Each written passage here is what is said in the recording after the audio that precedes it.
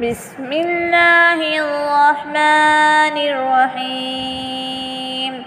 تبارك الذي بيده الملك وهو على كل شيء قدير الذي خلق الموت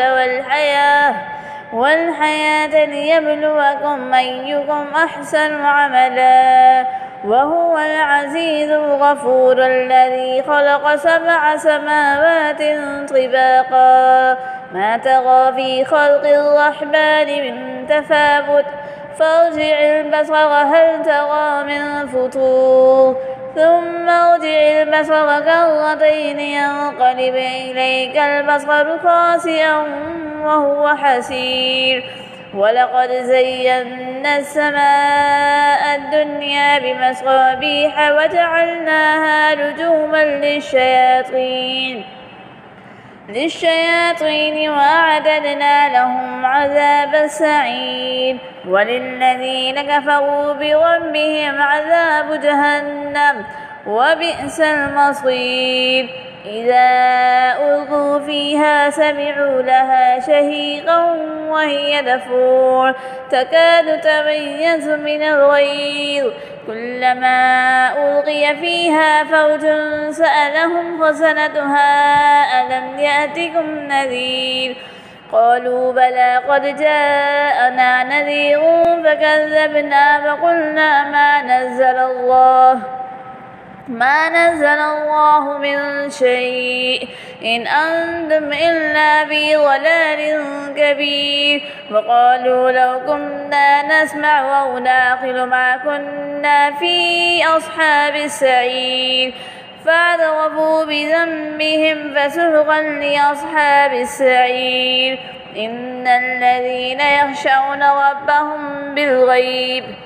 بالغيب لهم مغفرة وأجر كبير وأسروا قولكم واجهروا به إنه عليم بذات الصدور ألا يعلم من خلق وهو اللطيف الخبير هو الذي جعل لكم الأرض ذلولا فامشوا في مناكبها وكلوا من رزقه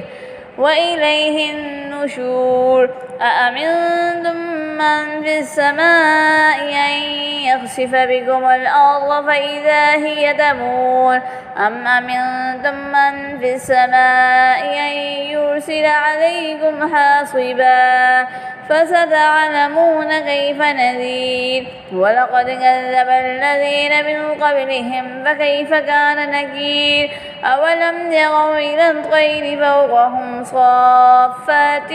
ويقبض ما يمسكهن إلا الرحمن إنه بكل شيء بصير أمن هذا الذي هو جند لكم ينصركم من دون الرحمن إن الكافرون إلا في غرور أمن هذا الذي يرزقكم إن أمسك رزقه بل لجوا في عتو ونفور أفمن يمشي مكبا على وجهه أهدى أمن يمشي سويا على صراط مستقيم قل هو الذي أنشأكم وجعل لكم السمع والأبصار والأفئدة